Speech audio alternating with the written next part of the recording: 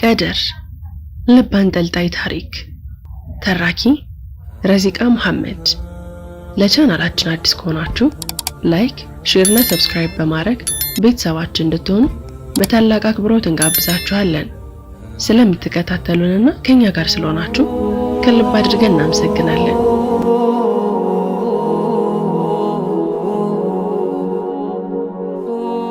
ግቢውን የጋረደውን የመምህራን መኖሪያ ኮንዶሚኒየም ቅጥር ግቢ በታጠረው ረጃጅም ቆርቆሮ ጥግ ጥጉን ትንሽ እርምጃዎችን እየሄደ የተማሪዎች ዋካታና የመንገድ መብራቱ ከሰመመን አነቃው። ያው መጣልሽ በጥድፊያ ኢልሃም ነበረች። ብቻውን በእጁ ከያዘው ነጭ ወረቀት ጋር ግርማ ሞገስ ካለው የእግር አጣጣሉን ልብ ብላ ትመለከተዋለች። ኢልሃም ከትላንት ጀምሮ ልጇ አስከርሟታል። ወላሂ በይ አለች ፋጡማ። ያው ቀለል ያለ ሰው ስለሆነ የፈተናውን ውጤት ያስተካከለች በመሆኑ አልተጠራጠረችም። አሰላሙ አለይኩም ፋጡማ ነበረች በከፊል ፍራቻ እየጎሰማት። ወአለይኩም ሰላም። ቀጠሮን አስታውሷል? ትንሽ አሳየኝ እንደው ባነበው አልገባኝ አለ አለችው ፋጡማ። ኢልሃም ወደ ማንበቢያዋ ስልክ እያወራች ታጥፋለች። ይህን ያክል የሱሊ ስልክ የለሽም አላት መንገድ እየጀመረ። ልደውልለት? አይጠፋም ከቴሌግራም አይጠፋም አለች ፋጡማ። እሷም ከተል እያለች አዎ አላትና የግቢውን ረጅም መንገድ ከዋናው በር የሴቶች ዶርም መናፈሻው የኳስ ሜዳ ትልቁን የሾንጋ ድልድይና የወንዶች ዶርምን ይዛ ኮመታ መውጫ ሶስተኛ በር የሚያቀነው መንገድ በስተግራ ጥለው የመማሪያ ክፍሎቹ የተደረደሩበት መሻለቂያ መረጡ። ብዙ አልጠበቃቸውም አይደል? ላይብራሪ ልመጣ ነበር ፍለጋ እያለ መሮጥ ያክል በሆነ እርምጃ አጠገባቸው ደረሰ። ሱለይማን ቁመቱ ሎጋ ልብስ የሚያምርበት የሐረር ብቃይ ነው። ፋጡማ አሰላሙ አለይኩም። ወአለይኩም ሰላም። ደህና መሻ ሱለይማን። አነበብክ? ሙደሲር ነበር ሞክሬያለሁ ግን ያልገቡኝ ቦታዎች አሉ። ስፔስ እንግባ ብሎ ወደ አንድ ባዶ ክፍል አመራ። ሱለይማንና ፋጡማ ስለ ፈተናውና ውጤቱ እየተወያዩ ጂፕላስቱ ላይ ወደ ተገኘው ጸጥታ የሰፈነበት የሆነ ክፍል ገቡ። ኢልሃም ያለ ወትሯ ብቻዋን በመቀመጧ ሜሮንና አለምነሽ ደንገጥ ብለዋል። ፋጤት ገባች። አለምነሽ ነበረች። ትመጣለች። በሩን ስከፍት አጮህኩባት መሰል ይቅርታ። በሰላም ከሆነ ሲሆን ሜሮን ቀጠለች። ጓደኛዋ ጋር እያነበበች ነው። የመጀመሪያ ፈተናቸው አስጨንቋታልና በጣም ወጥራለች ብላ ፍራሿ ላይ ተጋደመች። ሌላ ጥያቄ የመቀበል ፍላጎት የላትም። ዝም ቢሉ ብትተኛ መርጣለች። በሰው የቆሎ ነገር ቅመሽ እንጂ። ሜሮን ነበረች። ደክሞኛል አረፍ ልበል ሜሪ። ብርድ ልብሱን ተሸፈነች። ቋ የሚል ድምፅ በሩ እየተከፈተ እንደሆነ ሰማች፣ ግን አልተንቀሳቀሰችም። በሩ ተቆለፈ። የወንበር ድምፅ ተሰማት። ልትስቅ ፈለገች፣ ግን ትደነግጥ ይሆናል ብላ ተወች። አሳዘነቻት። እንቅልፍ በጣም የሚያስቸግራት ፋጡማ ከእኩለ ሌሊት በኋላ ልታነብ ተዘጋጅታለች። የተረዳችውም እንዳይጠፋባት መሆን አለበት ብላ አሰበች። ግን የትምህርቱ ክብደት ገረማት። ኢኮኖሚክስ ውስጥ አለመግባቷን አመሰገነች። ኢልሃም ለምትወዳት ጓደኛዋ ዱዓ አድርጋ እንቅልፏን ትለማመድ ጀመር። እሁድ ጠዋት 1:40 ላይ ሐረ ቁርስ አለፈን ፋጢ ተነሽ። ሱብሂ ሰግዶ እንቅልፍ መተኛት ምን ይሉታል? በይተነሽ። የለበሰችውን የብርድ ልብስ ገለጠችባት። እሺ ኢልሃሚዋ እነ ሜሮን አይመጡ? ቁርስ በልቶ አይደል የሚመጡት አለች ኢልሃም። ሜሮንና አለምነሽ 12 ሰዓት ነው ወደ ቤተ ክርስቲያን የሚሄዱት። እግረ መንገዳቸውን ቁርስ በልተው ይመለሳሉ። ኢልሃም፣ ሜሮንና አለምነሽ የማርኬቲንግ ተማሪዎች ሲሆኑ ፋጡማ ብቻ ኢኮኖሚክስ ናት። ጥናት እንዴት ነበር ማታ? ኢልሃም በጣም ያሳዘነቻትን ፋጦማን ስሜቷን ማወቅ ፈልጋለች። ጥሩ ነበር ግን ትንሽ ደከመኝ እንጂ ብዙ አመሸሽ መሰል እና መጨረሻውስ? አዎ ያሳየኝ ቀን እንዳይጠፋኝ ሰግቼ እዶርም መጥቻ ነበርኩኝ። በቃ ፈተናው ተደፈነ በእኛ በተኛችበት እየወዘወዘቻት። አቦ ግጅልኝ አልቀረብኝም። ባይሆን ስለ ፈተና አወጣጥ ሱሌማን በወጉ ነገረኝ። ሙደሲር መቼም ጠመኔ የሌለው ሆኖ እንጂ መምህር በዩ። ሱሌማን አብሮት ይስቅ ይገባዋል። ወይ ጅማስቲ ልነሳ ቁርስ ሳያልቅን ድረስ ብላ ኢልሃምን ወደ አንዱ ጎን ገፍትራ ከፍራሿ ወረደች። በወር አንዴ ወይ 2 ጊዜ ጭራሽ የማይደውልበትም ጊዜ አለ። ብቸኝነትን የተላመደ ይመስላል፣ ግን ባህሪውን ሳይቀሙ አልቀረም። ብቸኝነትን እንደ ጓደኛ ይወደው ይመስላል ይላል ሱሌማን በሐሳቡ። ሱሌማን ከሙደሲር ጋር ቁርስ ሊበሉ ከግቢ ወጥተዋል። ሱሌማን እጁን ታጥቦ ሂሳብ ከፍሎ ኪሱን ሲዳብስ ስልኩ የለም። እሁድ ስለሆነ ሙደሲር ወደ ቤተሰብ እንደሚደውል ያውቃል። ሲወጣ ሙደሲር በሰከነ ድምፅ ጆሮ ላይ ያደረገውን ስልክ በስስት ያናገራል። ቡናው በርዶ የበረዶ ያህል ቀዝቅዟል። ሱሌማን ቆየህ ሊለው አልፈለገም። አንድም ስልኩ የሱ ስለሆነ ይደነግጣል ብሎ አሰበ። ሲቀጥል ደግሞ ከብዙ ጊዜ በኋላ የሚደውልበት የራሱ ምክንያት ይኖረዋል ብሎ ተወው። ቢያንስ ከ40 ደቂቃ በኋላ ወደ ሱሌማን ተመለሰ። ቆየው አይደል? በጣም ይቅርታ የንባብ ሰዓትህን ገደልኩብህ። ሙደሲር ደንግጧል። የፋይናል ሰሞን እንደመሆኑ ብዙ ተማሪ በሻይ ቤቶች አይታዩም። ሱሌማንም በሱ ምክንያት እዛ እንደተገኘ ስላሰበ እረፍት ቢጤ ተሰምቶታል። ማክሮ ጨርሰናል። ደሞ ቀጣይ ፈተና ገና አርብ ነው። ዛሬ አብሬህ ብውል ደስ ይለኛል። እንደ ጓደኛ ብንጫወት፣ ስላንተ ባውቅ ስለኔ ደግሞ ብነግርህ ምን ይመስልሃል? አለው ሱሌማን በልመና ድምጸት። ካልክሽ ሱሌማንን እምቢ ማለት ከብዶታል። ደሞ ንባብ ስለጨረሰ ወደ መስጂድ የመሄድ እቅዱን መቀየር ነበረበት። ሙደሲር የምትደውለው ከብዙ ቆይታ በኋላ ነው። ስልክ ልስጥ ብለህ እምቢ አልከኝ። ቤተሰብ ሲደውልልህ በምን ያገኘሃል? እንደማቀህ ከሆነ ከኔ ውጪ እዚህ ግቢ የምትቀርበው ሰው የለም። እስካሁን የመጣህበትን አካባቢ አላወኩም። ዛሬ ባውቅ ደስ ይለኛል። ሱሌማን የተቆለፈውን ዶርም እየከፈተ በጭንቅላቱ ስለ ሙደሲር ያሰባቸውን ጥያቄዎች ይደረድር ጀመር። ሱሌ እኔ እንጃ ከሰው ሁሉ ትቀለኛለህ። ወንድም ስላለኝ ይሁን አላቅም እንዳንተ የቀረብኩት ሰው ቢኖር የት እንዳለ የማላቀው የልጅነት ጓደኛዬ ማሚን ብቻ ነው። የመጣሁት ከቴፒ ነው ብሎ ከራሱ የተጋደመውን ሻንጣ ረጅም ሃይላንድ ከፍቶ ውሃ ተጎነጨ። እዚህ ቴፒ አለ ሱሌማን። ያሉበት ዋና ግቢ የማህበራዊ ማለትም ሶሻል ሳይንስ ሲሆን ግን ከናቹራል የግብርና ሳይንስን ይጨምራል። በታክሲ የ5 ብር መንገድ የምትርቀው አማን ከተማ ደግሞ የጤና ግቢ ሆና ስታገለግል ከሚዛን በ500 ኪሎ ሜትር ርቀት ላይ የምትገኘው ቴፒ ከተማ ደግሞ የዩኒቨርሲቲው የተፈጥሮ ሳይንስ ግቢ ናት። አዎ ከሙሉ ከተማው ያለችኝ አንድ እናት ብቻ ናት። አይኑ ውሃ እንደሞላው ባልዲ እንባጥ ይቃለ። ሱሌማን ትንፋሹን ውጦ ይመለከተው ያዘ። ሙደሲር ንግግሩን ቀጠለ። አባቴ ዱንያ አደላችለት ጥሩ የሚባል ነጋዴ ነበር። ቡና፣ ዝንጅብል፣ እርድን ጨምሮ የተለያዩ ነገሮችን ይነግዳል። እናቴን ያገባው በልጅነት ነበር። እዚህ ደረጃ እስኪደርስ አብረው ብዙ ፈተና አሳልፈዋል። ይህ ሁሉ ሲሆን ታዲያ አንድ ቀን ተሸማግለው አያውቁም። ግን በመሃላቸው አላህ ፈተናቸው። ልጅ ማግኘት አልቻሉም። ከብዙ ዱዓና ልመና በኋላ ፈጣሪ እኔን ለገሳቸው። ምን ያደርጋል አባቴ 18 ዓመት የናፈቀውን ልጅ ድምጽ አልሰማም ነበር። በአካባቢው ተቀስቅሶ የነበረው የእርስ በርስ ግጭት ወደ ከተማዋ አድጎ ቢረጋጋም ጡንቸኛ የሆኑ የሽፍታ ቡድኖች በየሰፈሩ ተደራጁ።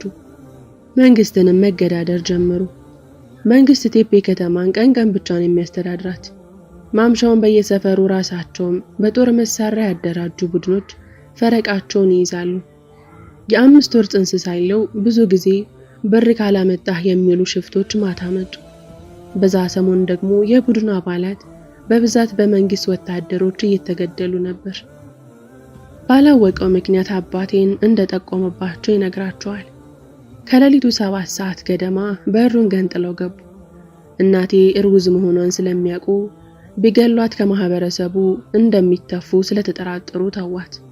አባቴን ግን በደረቅ ሌሊት ከ10 በላይ ጥይት ተኩሰው ገደሉት። ብትጮህ የሚደርስላት አጣች። አባቴ በቶሎ ህይወቱ አልወጣችም ነበርና አደራ ልጄን አሳድጊው፣ ወንድ ከሆነ በወንድሜ፣ ሴት ከሆነች በእናቴ ስም ጠርተሽ አስታውሽኝ ብሏት ሞተ። ሙደሲር ስሜታዊ ሆኖ ያለበትን ያውቅ አይመስልም።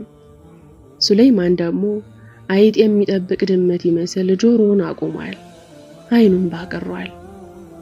ምራቅ መዋጥ እንኳን እንደ መረበሽ ቆጥሮታል። ሙደሲር ቀጠለ። እንደተወለድኩ እናቴ በልጅነቱ ከቤት ጠፍቶ በቀረው ይሙት ይኖር በማይታወቀው ግን አባቴ እስኪሞት ባረሰው አጎቴ ስም ሙደሲር ብላ ጠራችኝ። ባልዲው አፈሰሰ። 2 አይኑ ያረገዙትን እንባ ቁልቁል ዘረገፉት። ሱሌይማን አይዞህ ማለት ፈራው።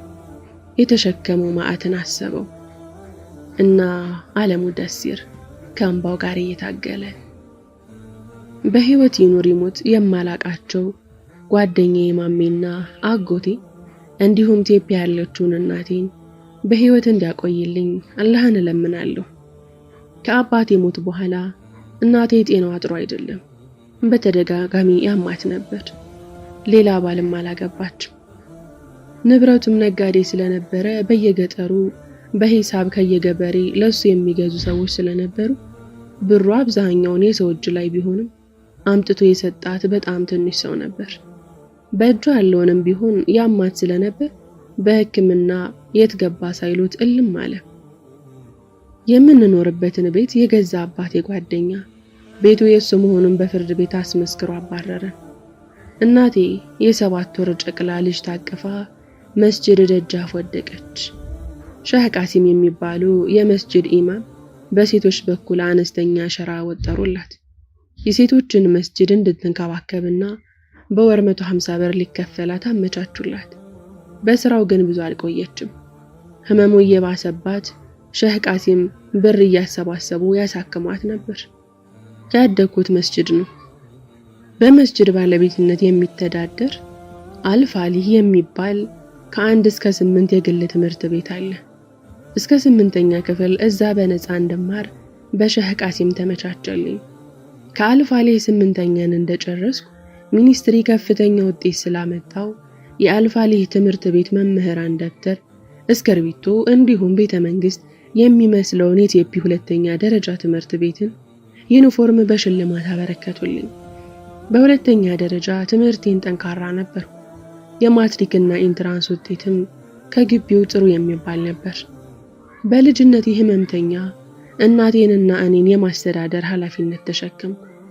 ሰላት በጀማ የምሰግደው ሱብሂን አልፎ አልፎ ኢሻን ብቻ ነበር። ለሰላት የሚወጡ ሰዎች ጫማ እየጠበቅኩና እየጠረኩኝ ሳንቲም አገኛለሁ። ይህንን ስራ ከልጅነት እስከ 12ኛ ክፍል አልፌ እዚህ እስክመጣ ሰርቻለሁ። ከቆይታ የተነሳ በጣም ብዙ ደንበኛ አለኝ። እንደ ሌሎቹ ስለማልሸውዳቸው ይወዱኛል። ትልቅ መደርደሪያ ያሰሩልኝ ደንበኞችም ነበሩኝ። ገቢው ጥሩ ስለነበር እናቴንና እኔን ቤት ተከራይተን ከመስጂዱ ግቢ ወጣን። ነኢማ የምትባል ሴት ቀለል ያለች ሰርቪስ አከራየችን። ባሏ ጋር ተፋታ ቤቱ ደርሷት ነበር።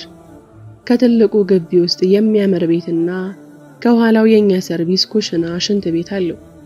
ለወጉ በወር 250 ብር እንከፍላታለን። እሷ ግን ከ500 ብር የማያንስ ወጪ በየወሩ ለኛ ታወጣለች። የመንግስት ስራ ስላላት ቤት የምትውለው እሁድ ነው እና እሁድ ጠብቂ ምደውለው እናቴን ላወራት ነው። ህይወቴ ባዶ ነው። 3 ሰው ውስጥ ያለ፣ 2ቱ አሁን ምን እንደሚመስሉ አላቅም። የልጅነት ጓደኛዬ ማሜና አጎቴ፣ 3ኛዋ ደግሞ እናቴ ናት። በዙሪያዬ ብዙ አጋጆች አሉ። ነኢማ፣ ሼህ ቃሲም፣ መምህር ኑረዲን፣ የአልፋሊህ ዳይሬክተሩና አንተ ለመጀመሪያ ጊዜ እንደዚህ አዳመጥከኝ እና የጠየከኝ። ብቻዬን መሆን የማዘወትረው ሰው ጠልቼ አይደለም። ይልቁንም ብቻዬን ስሆን ምቾት ይሰማኛል። የሰው የማዘን ምክንያት መሆን አልፈልግም። በዚህ ሰዓት ላስደስትበት የምችልበት ነገር ያለኝ አይመስለኝም። ዛሬ ካንተ ጋር ብውል ስልክህን ይዤብህ ሰዓትህን በላውብህ። ስለዚህ ባዶነቴን ለብቻዬ ተገንዝቤ ብቸኝነት የመረጥኩ ብሎ በእንባ የታጠበ ፊቱን ወደ ሱሌማን አዞረ። እና ቆይ የሚያስተምርህ ማን ነው? ማለቴ ብር የሚልክልህ? ኢብራሂም የሚባል ደንበኛ አለኝ። ስመጣ 2,000 ብር ይሰጠኛል። ነይማ ደግሞ እናቴን እንደምትንከባከብልኝ ቃል ስለገባችልኝ ያለ ስጋት እማራለሁ አለው። ሱሌማን ፊቱ በእንባ ታጥቧል፣ ፈዟል። የሚለው ግራ ገባው። እንባው እየወረደ ተስፈንጥሮ አቀፈው። መቼም ላይለየው ለራሱ ቃል ገባ። ኢልሃም ደጋግማ ስልኳን እየተመለከተች ነው። አባቷ ከአዲስ አበባ ወደ ሚዛን እየመጣ እንደሆነና ምሳ ሰዓት ሊደርስ አቅራቢያ እንደሚደርስ መኪና ስለያዘ እንደደወለላት እንድትወጣ ነግሯት ስለነበር በጉጉት እየጠበቀችው ነው። ኢልሃም ፋጡማና የኢልሃም አባት አብደላህ ከዩኒቨርሲቲው አቅራቢያ ካለው ካሽኒን ሆቴል ምሳ እየበሉ ነው። እንዴት መጣህ?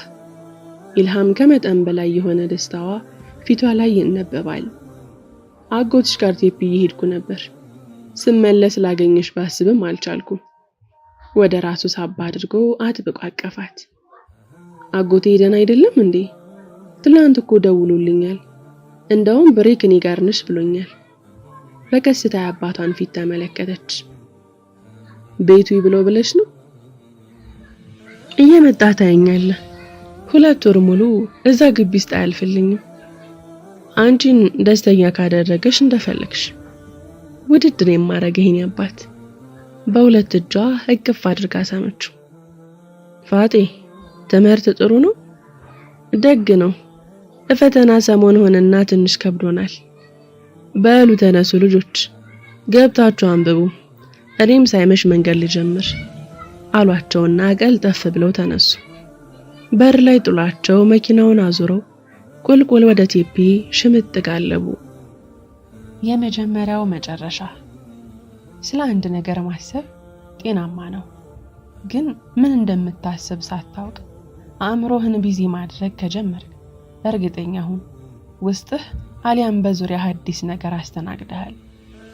ኢልሃም በሌሊት የቀሰቀሳትን አላወቀችም፣ ነገር ግን ነቅታለች። እንቅልፉ ተመልሶ ሊወስዳት አልቻለም። በሐሳቧ የሚመጣውን መልእክት መቀበል አልፈለገችም። ያለ ወትሯ አብዝቶ ስለ አንድ ሰው ማሰብ ጀምራለች። ተፈጥሮውን መገዳደር ግን የሚታሰብ አልነበረም። ሁሉ ነገሩን በትልቅ ስክሪን ፊቷ አስቀምጣ ስለ ተፈጥሮ ትገመግም ይዛለች።